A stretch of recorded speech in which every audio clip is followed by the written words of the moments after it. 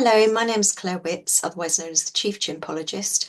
I'm an expert Mailchimp Pro Partner, and I am sharing with you this week's 5-minute task of something that you can do within Mailchimp to just make things work a little bit better for you. I send these out every week, most Tuesdays, so if you'd like to make sure you see further episodes, then subscribe to my mailing list, which is on clairewitz.co.uk.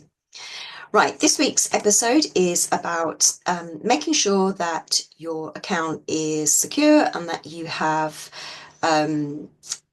any users in there that shouldn't have access anymore. When you've had a Mailchimp account for a while, if you've worked with web developers and agencies, or you've had other staff members that have had access into your account, those get out of date, people move on, so it's important to make sure that you don't have any vulnerabilities or anybody who has access to your data and the contact information within it who should no longer have it.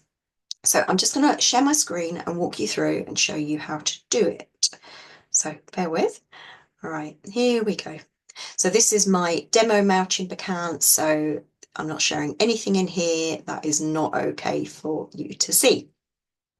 So first thing to do is to, if you're not sure where you are, always click on the chimp in the corner, top left-hand side, and it will return you to your home screen.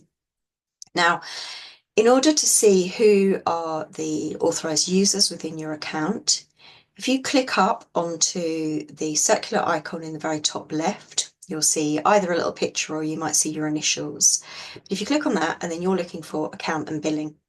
Now, if you can only see the word account rather than account and billing, it means that you don't have full administrator or owner access to the account and you won't be able to see everything that we're doing today. If that's the case, forward this video onto the person who does so that they can be sure that everything is okay. So I'm going to click on account and billing, which may or may not come up. There we go. Now, the first tab we're going to look at is settings. So if you click on settings and then you want to go into users. Now, this screen looks really, really clean for me because it's just me, because it's my demo account. You may well have a list of multiple users in your account.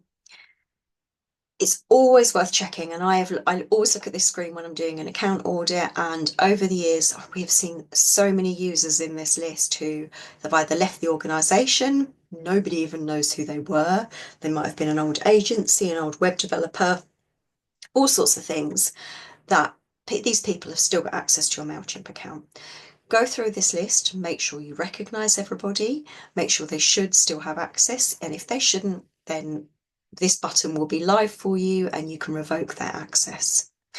There are also different levels of access and permission. So you will have one account owner.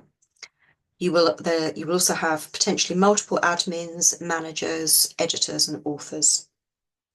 And someone with admin role, which you will say alongside their name, can see pretty much everything in your account, contact data, billing information. They can also take exports of data out of Mailchimp. So if somebody shouldn't have that level of access, then I would suggest editing them. So if you can see there's an edit button, I'll have to do it to here because I can't do it everything for myself that you'll be able to do if you've got other users. But you will have a list of different roles going down here and you can switch them. So if somebody has admin at the moment and you don't think they should have full access, then I would suggest removing them down to at least manager so that they can't do everything within your account. Or if they are just looking after emails and don't need access to your actual contact data, I would take them down lower to manager or editor, not manager, author, that's the one, wrong word. So that's what to look out for here. And as I said, if you've got anybody in there that hasn't needed access for a while, or maybe you've got a project with them in 6 months, a year's time, but for now they don't need access, I would revoke it. There's no need to give any information about your contacts to anybody if they shouldn't have it. And under data protection, you really should restrict access wherever possible. If you go down a little bit further, you may have this agency user section, you may not. So within your plan levels, you will have a limited number of user seats. The different plans have different numbers of those, but they're limited. If you are working with some kind of agency, so as a Mailchimp partner, I am an agency and I have agency access to client accounts. And that means I can log in through my own secure portal and switch accounts quite easily. The other main advantage to you is that, say you have 3 user spaces within your account, as an agency user, I don't take up one of those spaces, so it's not affecting your own organisation in any way. But it's worth again checking, do you have agency users in your account? Is it an organisation you haven't worked with for a long time? Again, sometimes I do these audits and I see past agencies that they've worked with and really shouldn't have access anymore. So remove that too, that's fine. However, if you're working with someone like me and you regularly speak to them, or you want that ability to ask them questions, so for them to just pop into your account once in a while just to check something or do something quickly, it's probably worth keeping them in. I would check with them first before you remove an agency. So this is really, really important. The other thing to check is, I'm just going to switch on to the integration screen. This will provide you, when it comes up, there it is, with a list of any apps that you have connected into Mailchimp. You have some down here, you may well have others down here formatted in a slightly different way. Again, it's very common for apps that you were perhaps using as an organisation a really long time ago to still be listed in here.